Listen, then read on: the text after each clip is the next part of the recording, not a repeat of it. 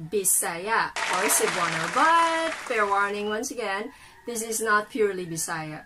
Kay, para gyapon ni sa English yung subject. So, naay Binisaya, naay in English, pero let's just say 70% Binisaya or Cebuano, like naay gamay 30% nga English lang gihapon.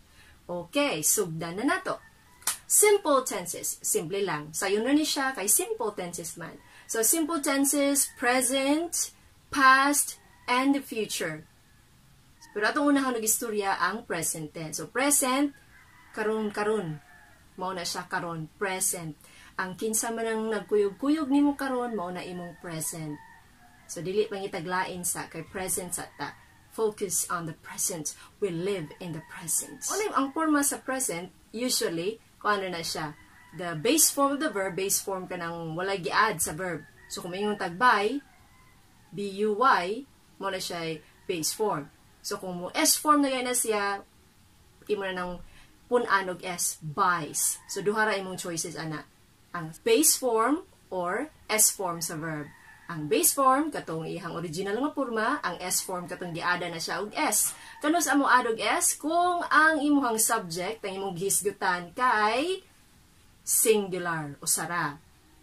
Ang katong iyang original nga form, katong walay gi-add, imo to siyang gamiton kung ang imong gihisgutan or ang subject kay plural or daghan. So, ngayon kung I buy clothes, oh, ako ram na usa, nga nung naingon ka plural, si I lagi kay usa raman, except ni I. So, kung ngayon kog I, mayingon jud kag, I love you. Di ka mayingon og, I loves you. Diba? So, mo na imong ibutang sa imong alimpatakan. I, gani, ang iyang gamiton is, base form lang gihapon, bisag singular si I. Sugdan ta ni Phil. Phil walks to school every day. Buot ipasabot, kada adlaw galakaw si Phil padulong sa eskwelahan. Walks. Mao na ang iyahang kada adlaw nga buluhaton. Maglakaw ra gid siya padung sa eskwelahan. So that is simple present tense. Kay iya naman ang nahimong habit, habitual na. Pirmi na niyang gibuhat. So, simple present na siya.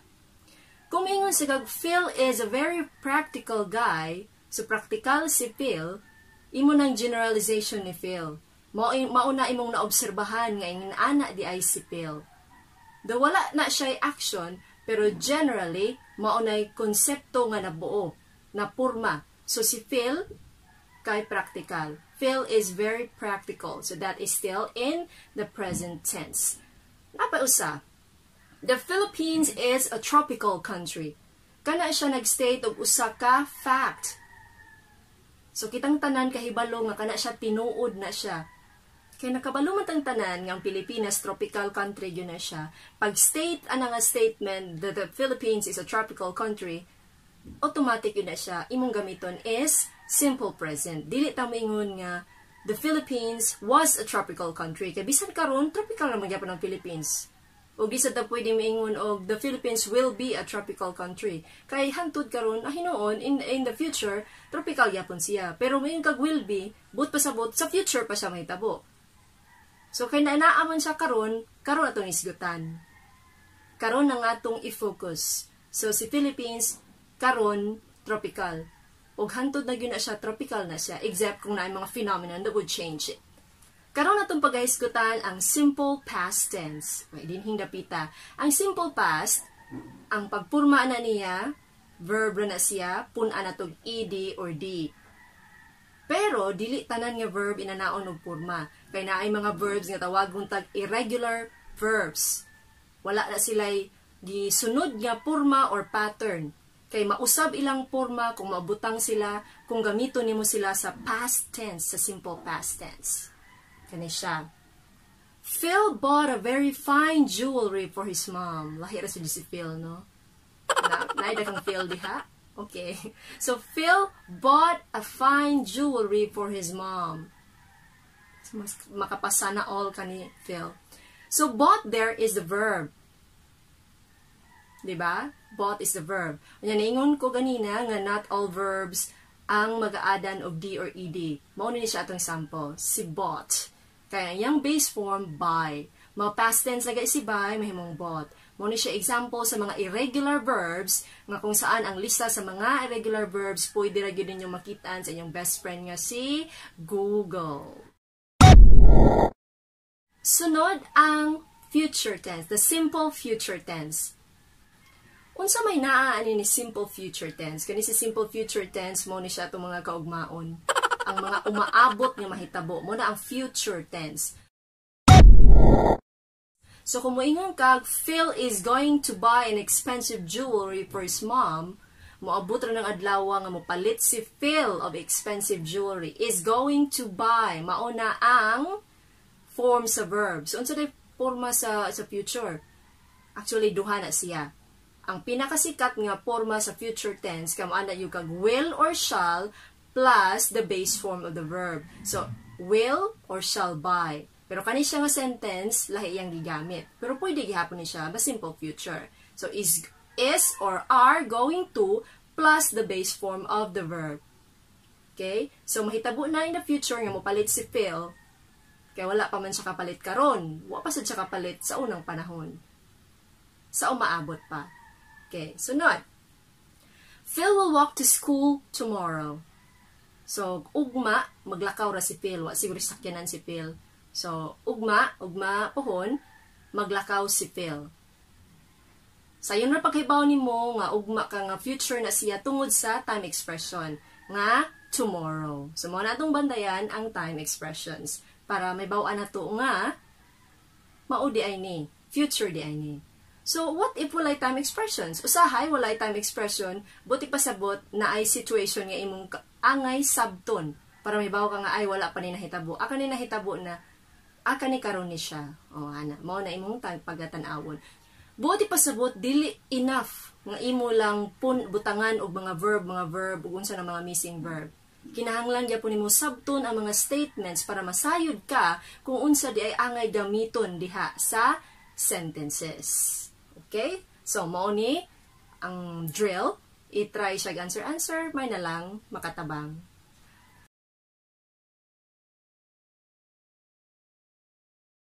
Progressive tense. Progressive, mo na siya gitawag nga action siya nga nagsigi pagkahitabo.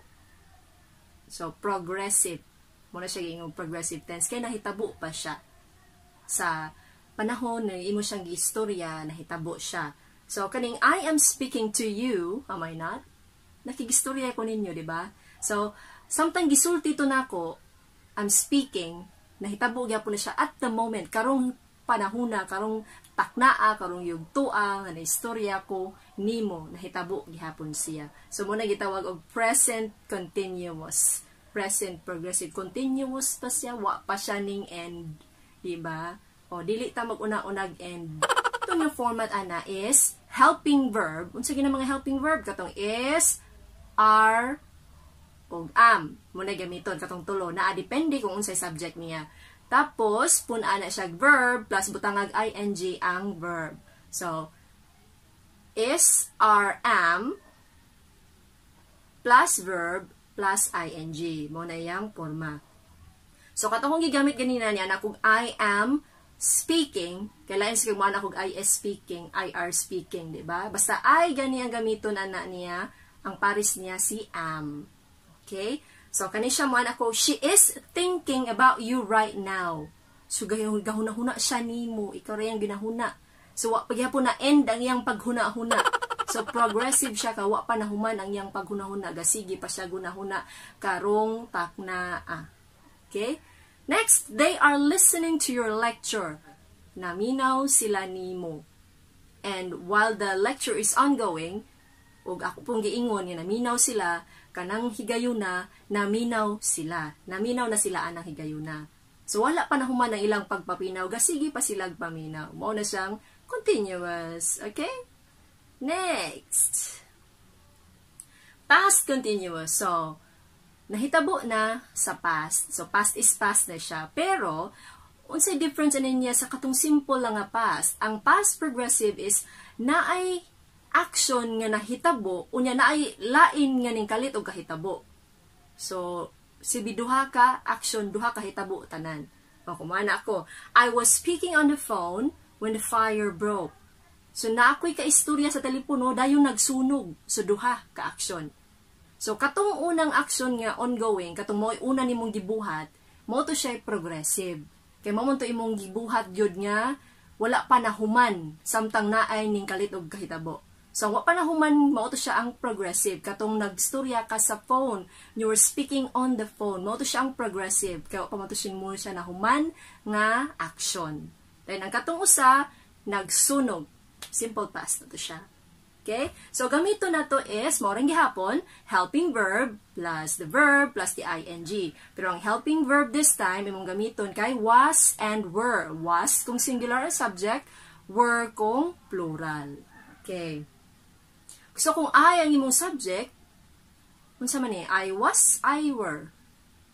I was. So, I was imong gamiton. Kani siyang example. They were preparing a surprise for you when you burst in unexpectedly.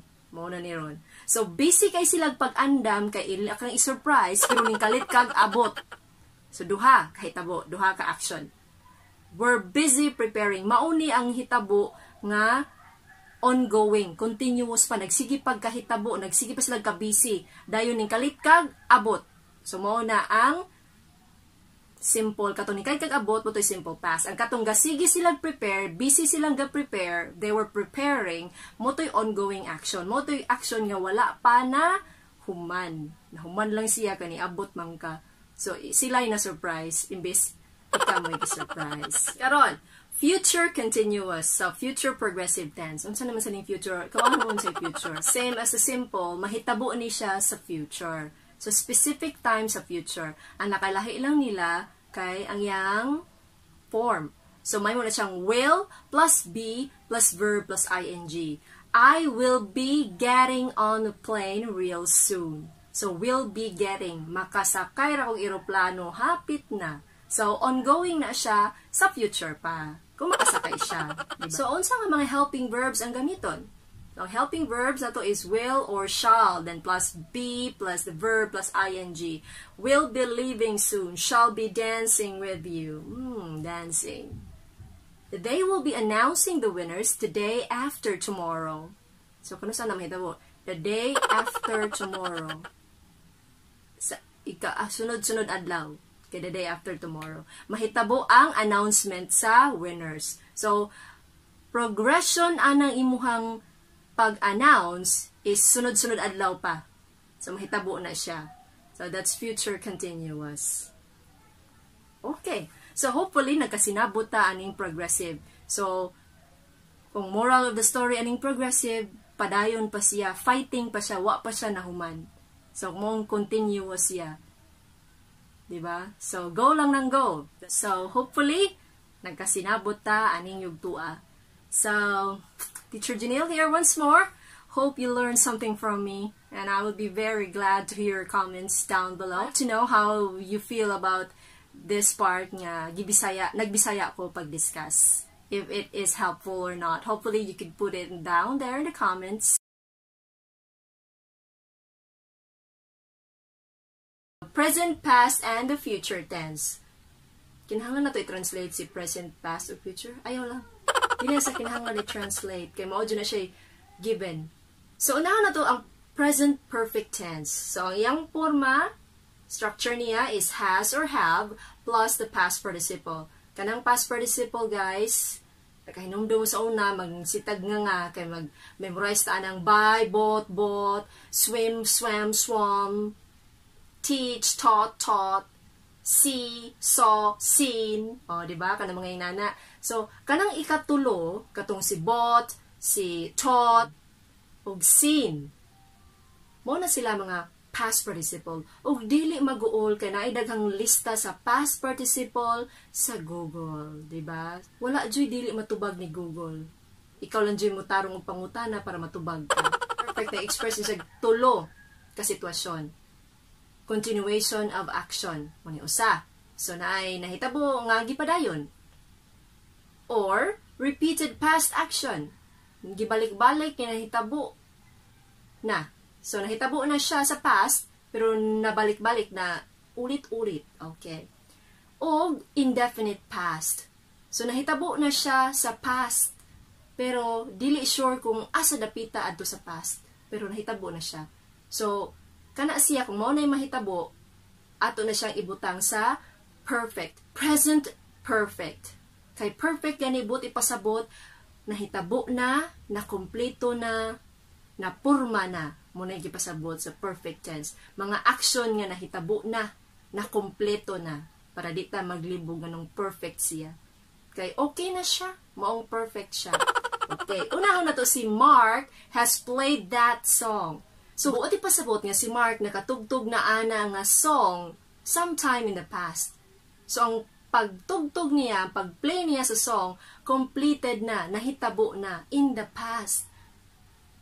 So, okay na to siya. Pero dili lang ta kay ba kung asa gid ato nga point in the past nga nahitabo na siya. So, muna gipasabot sa present perfect. Anong di man sa past nga past man na siya? Kaya dili man na mo gipasabot sa past perfect. Nahibawa na natuon niya. Unsa din naa sa past perfect. Okay. Sunod, repeated past action. Balik nga hitabo. Hitabo nga in the past. An event in the past nga nabalik-balik na siya. My team has won this competition for the 3rd time. So katulong na sila nakadaog. So nabalik-balik siya sa katulong nga panahon. Katulong nga higayon. Has won. My team has won. Ganun has man. Kay singular ang team, remember? Collective nouns, they are singular. Si my team, singular na siya nga subject, therefore has ang gigamit. So has won. So ang pagka-win nila, pagkadaog nila, repeated na siya nga past action, kaya nabalik-balik na siya. Pero dili na siya assurance nga kanang pagkadaog nila, mahitabo gihapon na karon sa present. Dili siya assurance, nga modaog gihapon sila for the 4th, for the 5th, or for the 6th time. So, imo lang gi-state, kaya nakadaog na sila, nabalik-balik na. So, naman yung possibility nga makadaog sila karon, pero wala lang assurance. Sunod, continuation of an action. So, naa kay action or naay action nga nasugdan na, gi-continue lang, gipadayon lang. So, kung moingon tag, his parents have lived together since their wedding, or since their wedding day, so sukad pa katong gikasal sila, nagpuyo na sila together. They live together. So, hantod karon, gapuyo lang gyapon sila. They still live together. So, muna siya continuation sa action nga gisugdan nila in the past, and until now, gapuyo lang gyapon sila. Oh, dara na ta sa past perfect. Kaya na brought up man na nato siya ganina, no? Kay libog man kaayo nga present perfect siya, pero ang gipanghisgutan kay ang past. Kay mao man good ni. Ang past perfect, ato sa mga hisgutan ng yung structure. So, mo past perfect gani ka, had plus the past participle, had, so buti pasabot, dili mo matter kung singular or plural ang subject. So, bisag unsa yung subject, had lang gihapon na siya, and the past participle. So, kung mo yung gitag past perfect, naay duha ka probabilities, ana. Expressing a condition. So, naay kondisyon nga gihayag, naay kondisyon nga gi-state. So, mo na ang gigamit past perfect. Or, kung naay sequence of events, tapos naay perfect tense nga nahitabo, or hitabo nga na kompleto na siya, mo na sa past perfect tense. So, ayan na to ang sequence of events. Ingon siya, I went back to my desk and saw that someone had vandalized it. So, pag nimbalik siya sa iyang desk, niya nakita niya nga naa di ay nag-vandalize sa iyahang desk. There are series of events there. Series siya, sequence siya, gasunod-sunod, tulo ka actions actually. Ang unang nahitabo, went back, nimbalik siya. Sunod, saw, nakita niya nga, the third action is, had vandalized. So, naay nag-vandalize sa iyang desk. So, tulo ka series of actions, since nandito nahitabo ang past perfect tense. Okay, mauto siya. Expressing a condition. If I had returned immediately, I would have caught the culprit. So, kung nimbalik lang ko dayon, nasakpan unta na ako to siya, kinsa to nagbandalize sa iyang desk. So, had returned. Mao na ang iyahang past perfect nga tense. Had returned. So, unsa na iyahang, if I had returned immediately. So, naay condition. So, buoti pasabot nga ang perfect tense naa nahimutang sa statement nga nag-express og kondisyon. So, ang kondisyon naa diri sa statement nga if I had returned immediately, mao nay condition. So kung maghimo mog statement in the past perfect tense, unya conditional siya, adto ibutang adto after sa if nga statement na nakabutang dito ang imuhang past perfect tense nga form sa verb. Okay. Next, the future perfect. Sana all no kanang future nimo perfect. Pero kung perfect ang tanang butang sa kalibutan, you would not appreciate the things that we have. Diba? So dili gyapon ta ka appreciate sa mga gagmayng butang. Kay wala man ta kabaw, kay perfect gani. But then again, nothing is perfect. It's just perspective. Okay? So will have plus the past participle. Dili na siya mausab ang kanang will have. Bisan pag singular or plural ang imong subject, will have, steady lang na siya. Constant na siya. Plus the past participle. Ang mausab ang past participle. Kung unsa man gani na imong past participle nga verb. Mogamit kag future perfect tense kung ang imuhang action completed before a specific time. So mao ni siya giingon nga deadline pa more. So na siya gibutang nga deadline. So mahitabo ang action before sa giset nga deadline. So kung moingon kag I will have left the country at midday, so inig-abot sa midday, mas parang midday, oy, naudto ka tunga sa adlaw. Oh, inig-abot sa midday, wa na, tuwa na ka ning lupad na ka. Wala na ka sa country. Diba? Dili na silbi pa abuton na mag-midday pa. Kay inig midday, wala na ka diha. Or kani mayon ko, the meeting will have ended by the time the food delivery arrives. Wow, kainan na. So, nag-meeting sa sila. Pero, ang kaning meeting nga, mahuman na siya, inig-abot atong food delivery nila. So, duha ang hitabo.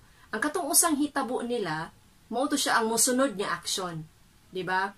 So, naagya po, mauto siya ang gyapon ng specific time, musunod niya action. So, guys, mauna to siya. Ang ato ang perfect tense. Perfect kay siya, pero hopefully, nakatabang ko sa inyong mga kasakit sa inyong utok about aning perfect tense kung unsa majud gani ni siya. So, I hope nga nadanagan ako ang inyong mga hunahuna, ang inyong pangisip, o nausab na ko ang inyong pagtanaw sa tenses of the verbs. So, daghang salamat sa inyong pagpaminaw o paggamit aning video para sa mga estudyante, para sa mga maestra, o kinsa pa mong ganing nang nag-cut-on o English. Nag-cut-on sa in-English, nag-cut-on sa English subject, which is daghan jud kaayo kay kaning English, gamit kay sa kalibutan karon. Dili nato kalimtan ang atong mother tongue. Mao na siya pinaka-importante. Dili nato pasagdan nga mawala lang kini siya tungod kay perti na natong lumusa sa in-English. Di ta magpakalumos sa in-English. Mas gwapa ta kung kabawta mo in-English, kabawta mo Bisaya, kabawta mo Filipino. Okay. So here's the drill. Nana atong drill dire. So hopefully magamit ninyo answer. Actually, that is also one way nga ma-check ninyo kung nagkasinabtanay ba gyud ta. So, mo na inyong drill. So, guys, once again, ako si Teacher Janelle. Hopefully, mauro dyan na akong pangandoy nga nakatabang ko sa inyong pagsabot aning mga topics sa English class. Once again, see you! Ta-ta!